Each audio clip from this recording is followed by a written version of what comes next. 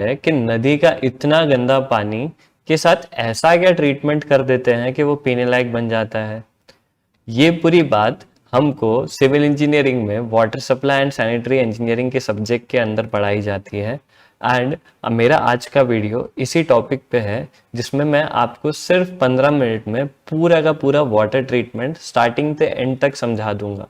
मैं आपको वीडियोस दिखा दूंगा साइट के, और साथ ही साथ समझा दूंगा, जिससे आपको पूरी तरह से समझ आ जाएगा कि क्या होता है एक वाटर ट्रीटमेंट प्लांट के अंदर। तो आइए चल के शुरू करते हैं। अभी आपके स्क्रीन पे एक वाटर ट्रीटमेंट प्लांट का डायग्राम है।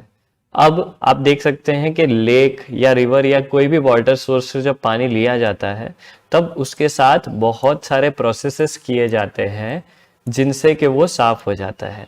और इन सभी प्रोसेसेस को मैं आपको इंडिविजुअली एक एक करके समझा दूंगा कि कैसे किसी लेक और रिवर का गंदा पानी आपके घर पे साफ पानी बनकर पहुंच जाता है। तो ये सारे प्रोसेसेस को इंडिविजुअली मैं एक एक करके आपको फटाफट समझाने वाला हूं, साथ ही साथ उनका वीडियो भी दिखा दूंगा। अभी आपके स्क्रीन पे आप देख सकते हो वो सारे प्रोसेसेस का नाम, जिनको हम एक एक करके पढ़ने वाले हैं। तो पहला प्रोसेस जो कि किसी भी वाटर ट्रीटमेंट प्लांट के अंदर सबसे पहले किया जाता है, उसका नाम होता है स्क्रीनिंग। अभी मैं आपको एक वीडियो दिखाता हूं, पहले वो वीडियो देखिए।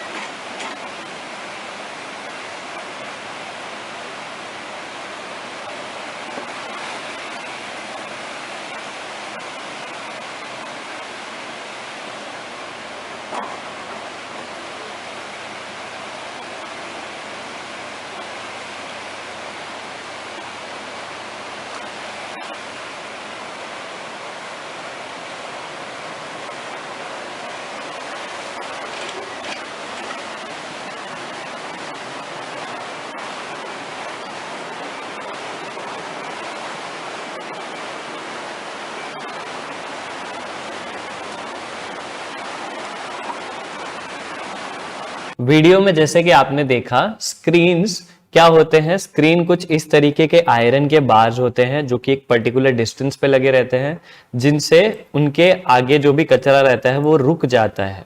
और ये यूजुअली बड़े साइज का कचरा रहता है और फ्लोटिंग वाला कचरा रहता है। और फिर स्क्रीन्स, जैसे कि दूसरे वीडियो में आपने देखा, बहुत पतले वाले स्क्रीन्स भी होते हैं जो कि वायर के थिकनेस का रखते हैं, और उनको हम फाइन स्क्रीन्स कहते हैं। और उनके आगे भी जो कचरा रुक जाता है, उसको ऑटोमेटिकली ऊपर ढकेलने का सिस्टम भी लगा रहता है। और आप देख सकते हो स्क्रीन्स हमेशा कुछ टेढ़े एंगल पे लगे रहते हैं, ताकि मैक्सिमम वाटर टच हो सके उन स्क्रीन्स के साथ और क्लीन होके जाए। राइट, तो ये था फर्स्ट स्टेप जो कि था स्क्रीनिंग। अब स्क्रीनिंग हो गई, जितना भी बड़ा फ्लोटिंग मैटर था वो पानी से निकल गया। और इसके बाद जो सेकेंड स्टेप किया जाता है वाटर ट्रीटमेंट के प्रोसेस में, उसका नाम होता है एरेशन। अब एरेशन क्यों किया जाता है वो एक बार समझा देता हूं, फिर मैं आपको वीडियो दिखा दूंगा। अब होता क्या है कि जो गंदा पानी होता है ना, उसमें ऑक्सीजन लेवल जो होता है वो बहुत गिरा हुआ होता है, यानी कि कम हो जाता है। यूजुअली साफ पानी में ऑक्सीजन की एक पर्टिकुलर मात्रा होती है, और वो जरूरी भी है, क्योंकि अगर उसमें फिशेस रहती है या कुछ भी एक्वेटिक लाइफ रहती है, तो वो ऑक्सीजन तभी ले पाती है जब पानी में इनफ ऑक्सीजन की मात्रा हो। लेकिन गंदे पानी में ये ऑक्सीजन की मात्रा बहुत कम होती है, और हम अगर उस पानी को साफ करना चाहते हैं तो हम ये भी चाहेंगे कि हम जो पानी पिए उसमें एक सफिशिएंट अमाउंट, यानी कि एक अच्छे अमाउंट ऑफ ऑक्सीजन हो। और इस प्रोसेस के लिए, ये चीज के लिए हम लोग जो प्रोसेस करते हैं उसका नाम होता है एरेशन। बेसिकली हम क्या चाहते हैं कि गंदा पानी इनफ कांटेक्ट में आ पाए एयर के, ताकि वो एयर से ऑक्सीजन वापस ले सके और अपना ऑक्सीजन लेवल फिर से जो है वो बढ़ा सके। क्यों? क्योंकि ऑक्सीजन लेवल कम होता है गंदे पानी का, तो हम चाहते हैं गंदा पानी मैक्सिमम एयर के साथ कांटेक्ट में आए, जिससे कि जो गंदा पानी है वो एयर के एटमॉस्फेयर से फिर से ऑक्सीजन अब्सॉर्ब कर ले, क्योंकि वो कर लेता है वैसे, राइट। तो ये प्रोसीजर को हम लोग कहते हैं एयरेशन। और याद रखना बिल्कुल टफ भी नहीं है, क्योंकि एयरेशन नाम में ही एयर है, एयर के साथ कांटेक्ट में लाना। तो अभी मैं दिखाता हूं कि कैसे ये किया जाता है।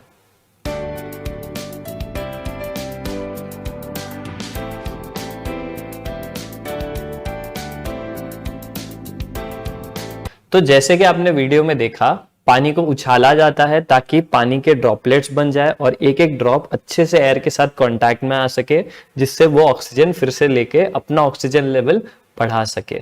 साथ ही साथ गंदे पानी में बहुत सारे गंदे डिजोल्व गैसेस मिक्स हो जाते हैं, गैसेस और गंदे गंदे जैसे कार्बन डाइऑक्साइड, वो भी मिक्स हो जाता है, और एरेशन करने से ये सब गंदे गैसेस पानी से निकल जाते हैं। अब आपकी स्क्रीनिंग हो गई, जिसमें बड़ा फ्लोटिंग मैटर यानी कि जैसे कि ट्रीज के बड़े बड़े ब्रांचेस हो गए, थोड़ी एनिमल्स की डेड बॉडीज हो गई, ये सारी चीजें बड़ी बड़ी निकल गई आपकी स्क्रीनिंग में। उसके बाद हम लोग ने पानी को उछाला, बेसिकली बोल सकते हैं, ताकि पानी एयर के इनफ कांटेक्ट में आए और उसको ऑक्सीजन लेवल बढ़ जाए और उससे गंदी डिजोल्व गैसेस निकल जाए, और वो था हमारा एरेशन। अब नेक्स्ट स्टेप का नाम वैसे होता है सेडिमेंटेशन, लेकिन आसान शब्दों में सेडिमेंटेशन क्या होता है पहले आप वो समझो। अब आपने एक बहुत ही सिंपल सा चीज नोटिस किया होगा कि अगर हम लोग गंदे पानी को बहुत देर के लिए रख देते हैं, तो उसमें जो भारी भारी गंदगी होती है, भारी मिट्टी रहती है, वो नीचे जाके बैठ जाती है। बिगर और हेवियर पार्टिकल्स हमेशा नीचे सेटल हो जाते हैं, और ये चीज बहुत नॉर्मल है। मैं अभी आपको एक फोटो दिखाता हूं। तो जैसे आपने फोटो में देखा, जो बड़ी बड़ी मिट्टी थी वो नीचे जाके पानी में सेटल हो जाती है। हाउएवर जो छोटी छोटी पार्टिकल रहते हैं जिनका वजन बहुत कम रहता है, वो पानी में तैरते रहते हैं, राइट। लेकिन जो भारी मिट्टी रहती है वो हमेशा पानी में सेटल हो जाती है, अगर पानी ठहरा हुआ होता है तो, यानी कि उसको हम लोग मूवमेंट नहीं देते, तो ये चीज हो जाती है। अब वाटर ट्रीटमेंट प्लांट के अंदर भी ऐसा है, यही फिनोमिनन यूज करके उन लोग क्या करते हैं कि बहुत ही बड़े टैंक्स के अंदर यही सेम चीज को ऑलमोस्ट करते हैं। अब ये टैंक्स को क्या कहते हैं अगर कोई पूछेगा, तो उसका आंसर होता है सेडिमेंटेशन टैंक।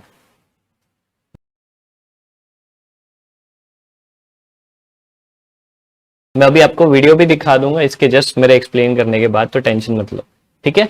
सिंपल वर्ड्स में क्या किया जाता है एक सेडिमेंटेशन टैंक के अंदर, कि पानी को ये सेंटर वाले इनलेट से बाहर भेजा जाता है, और पानी क्या करता है, इस टैंक को भर देता है। और ये टैंक कौन से शेप का होता है, तो ये सर्कुलर होता है, मैं अभी वीडियो दिखाने वाला हूँ वैसे भी। और इसके जो बॉटम रहता है, यानी कि जो नीचे का स्लैब रहता है, वो स्लोप्ड रहता है, राइट। अब क्या होता है इस टैंक के अंदर, तो पानी भरने के बाद क्या होता है कि पानी की जो गंदगी होती है, जो कि पार्टिकल्स थे जो पानी में भारी भारी थे, वो हमेशा नीचे जाके सेटल कर जाते हैं, यहाँ कहीं पहुंच जाएंगे। जो भी पानी में थे, ऊपर ऊपर थे, वो टैंक में भरने के बाद जो पार्टिकल्स भारी भारी थे, वो हमेशा नीचे की तरफ इस स्लोप पे जाके सेटल हो जाएंगे। जो ऊपर ऊपर थे वो नीचे जाके सेटल हो जाएंगे, और इसी कारण से इसका जो बॉटम रहता है वो स्लोप्ड भी रहता है, ताकि जो नीचे सेटल हुए पार्टिकल्स है उनको निकालने की सुविधा कहाँ दी जाती है, तो उनको निकालने की सुविधा कुछ यहाँ से दी जाती है, और इसीलिए ये बॉटम स्लोप्ड भी रहता है। और अब अगर ये सिचुएशन है कि पानी में जो गंदगी है वो नीचे सेटल हो चुकी है, तो अगर मैं आपसे पूछूं सबसे साफ पानी कहाँ मिलेगा, तो इसका आंसर होना चाहिए एकदम ऊपर ऊपर, यानी कि यहाँ का पानी, इतने पार्ट का पानी हमेशा साफ मिलेगा आपको, कंपैरेटिवली साफ, यानी कि उसकी नीचे के पानी की तुलना में ऊपर वाला पानी साफ हुआ। तो टैंक्स में क्या किया जाता है कि टैंक के ही साथ में एक नाली एक्स्ट्रा दी जाती है, जिससे कि ये जो टैंक में जो पानी आता है वो कंटिन्यूसली आता रहता है, बहुत कम स्पीड पे आता है, बहुत कम डिस्चार्ज से आता है, लेकिन कंटिन्यूसली आता रहता है, यानी कि स्लो स्लो धीरे धीरे करके यहाँ से पानी निकलता ही रहता है। और जो भी गंदगी है वो नीचे सेटल होती रहती है, जो कि यहाँ से निकलती रहती है। और क्या होता है कि जो जैसे जैसे पानी ये इनलेट से यानी के सेंटर से बाहर आ रहा है तो पानी ओवरफ्लो होके साइड की एक नाली में चले जाता है। और ये पानी कौन सा होगा? ऑब्वियसली जो ऊपर से ओवरफ्लो मार के साइड की नालियों में जाएगा, जो सबसे साफ पानी होगा वो। और इस पानी को, यानी जो साइड की नाली में कलेक्ट हो जाता है, उसको नेक्स्ट प्रोसीजर के लिए भेज देते हैं। और इस तरीके से पानी की जो भारी भारी मिट्टी थी, क्योंकि हम पानी यूजुअली रिवर से लेते हैं तो रिवर में बहुत सारी सैंड आपको मिल जाती है, तो वो नीचे सेटल हो जाती है और हमको पानी कंपैरेटिवली साफ होकर नेक्स्ट प्रोसीजर के लिए मिल जाता है।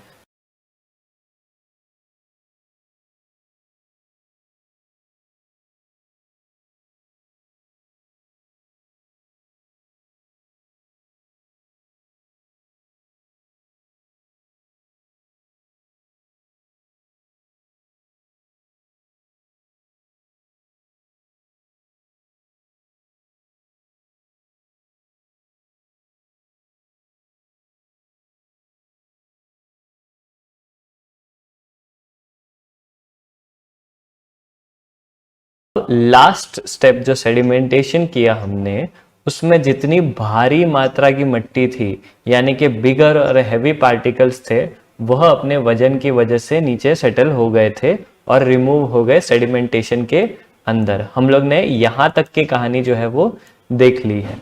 अब आप गौर कीजिए कि जो सेडिमेंटेशन टैंक से निकलने वाला पानी है, उसमें अभी भी छोटे पार्टिकल्स, यानी कि छोटे और हल्के पार्टिकल्स अभी भी होंगे, क्योंकि वो तो सेडिमेंटेशन टैंक में सेटल नहीं हुए।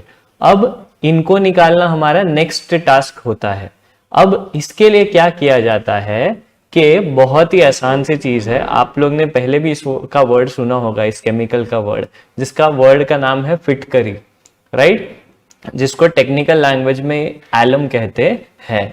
अब क्या किया जाता है, इन लाइटर और छोटे पार्टिकल्स को सेटल करवाने के लिए, जो कि अपने हल्के वजन की वजह से सेटल नहीं हो रहे हैं, हम क्या करते हैं, इनमें केमिकल्स डालते हैं, जैसे कि फिटकरी यानी कि एलम। इन केमिकल्स का टेक्निकल नाम होता है कोएगुलेंट्स, राइट। अब ये कोएगुलेंट्स यानी कि ये केमिकल्स सिंपली क्या करते हैं इन लाइटर पार्टिकल्स के लिए, कि ये एलम जो है यानी कि फिटकरी जो है, ये लाइटर पार्टिकल्स को अपनी ओर आकर्षित करता है और कुछ इस तरीके से बड़े बड़े गुच्छे बन जाते हैं, जो कि खुद ब खुद भारी बन जाते हैं। इन गुच्छों का टेक्निकल वर्ड होता है फ्लॉक्स। अब ये गुच्छे जो है वो जुड़ जुड़ कर भारी हो जाते हैं और वजन की वजह से सेटल हो जाते हैं कुछ इस तरीके से। और फिर अब आप देख सकते हो कि इनको अगर निकाल दिया जाए तो अब इस पानी में से जो लाइटर यानी कि हल्के और छोटे पार्टिकल्स थे वह भी रिमूव हो गए। इस पूरे प्रोसीजर को हम लोग कहते हैं सेडिमेंटेशन विथ कोएगुलेशन। क्यों? क्योंकि हमने फिर से सेडिमेंटेशन करवाया, लेकिन हमने कोएगुलेंट्स यानी कि वो केमिकल्स डाले जिनकी वजह से ये लाइटर पार्टिकल्स उनके साथ चिपक गए, गुच्छे बन गए और गुच्छे भारी होते गए और गुच्छे नीचे आते गए। इस पूरे प्रोसीजर को हम लोग कहते हैं सेडिमेंटेशन विथ कोएगुलेशन।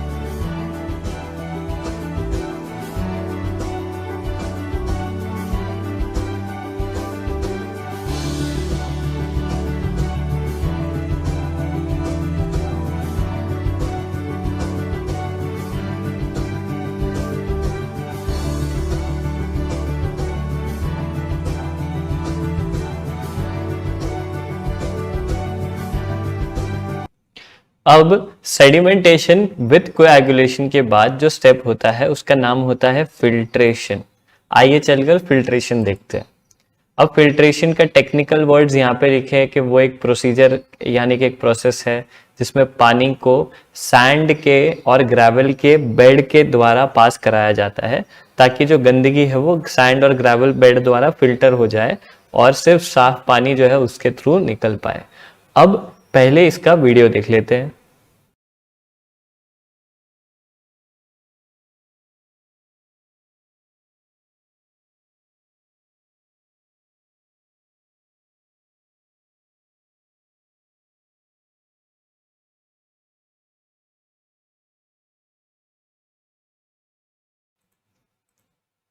जैसे कि आपने वीडियो में देखा वो कुछ इस तरीके का अरेंजमेंट था, यानी कि पानी को ऊपर से फ्लो करवाया जाता है और सैंड के द्वारा पास करवाकर ग्रेवल के द्वारा पास करवाकर कंपैरेटिवली साफ पानी हमको मिलता है जो कि नेक्स्ट ट्रीटमेंट प्रोसीजर के लिए भेज दिया जाता है।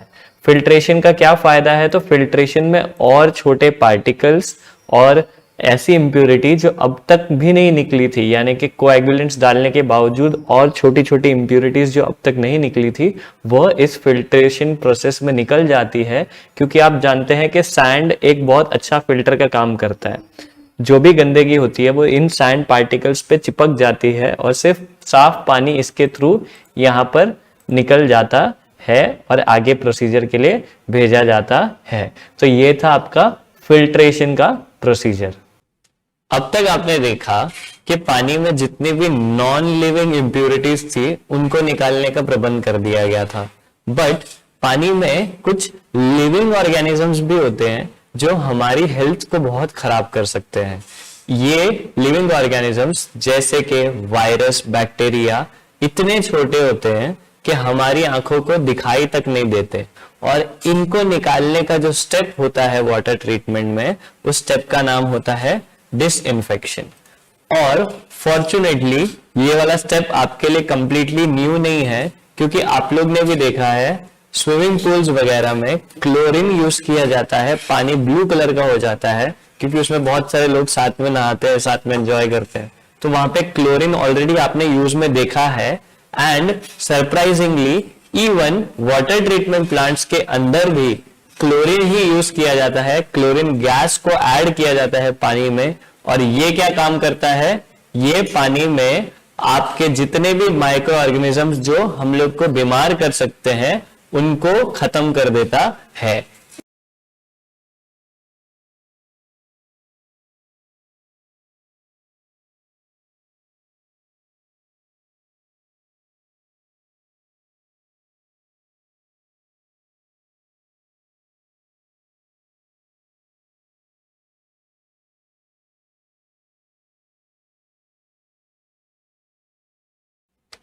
अब तक आपने पानी का डिसइंफेक्शन देख चुके हो, लेकिन अब कभी कभी पानी में एक प्रॉब्लम होती है कि पानी साबुन के साथ झाग नहीं बना पाता, और हम ये चीज पे बहुत ज्यादा डिपेंड करते हैं, क्योंकि हम चाहे बर्तन धोना हो चाहे नहाना हो, हम साबुन और डिटर्जेंट पे बहुत डिपेंडेंट होते हैं, और हम चाहते हैं पानी साबुन के साथ इनफ झाग बना सके।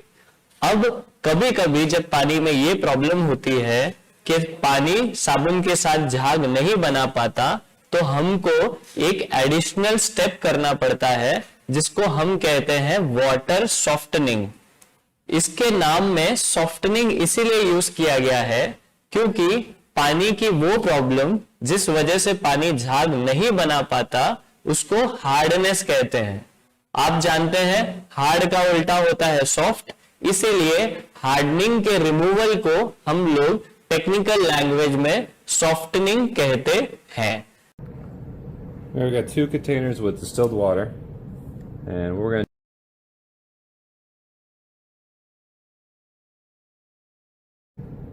nitrate into both. Make this into hard water.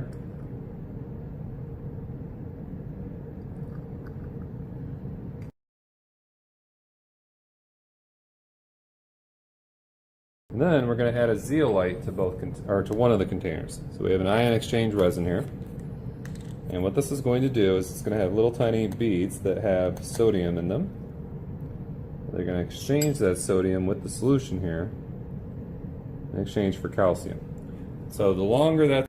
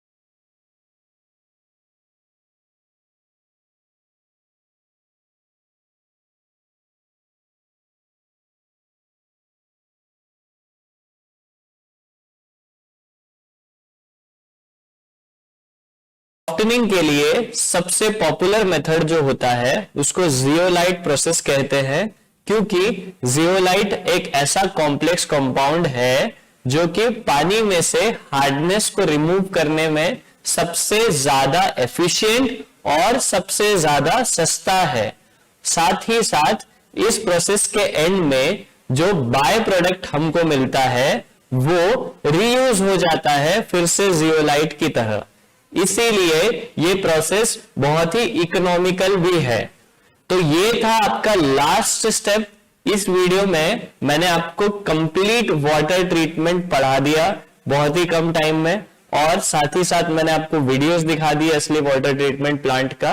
तो आपको अगर समझ में आया तो थैंक यू सो मच, और नहीं आया तो आप नीचे कमेंट कर सकते हैं।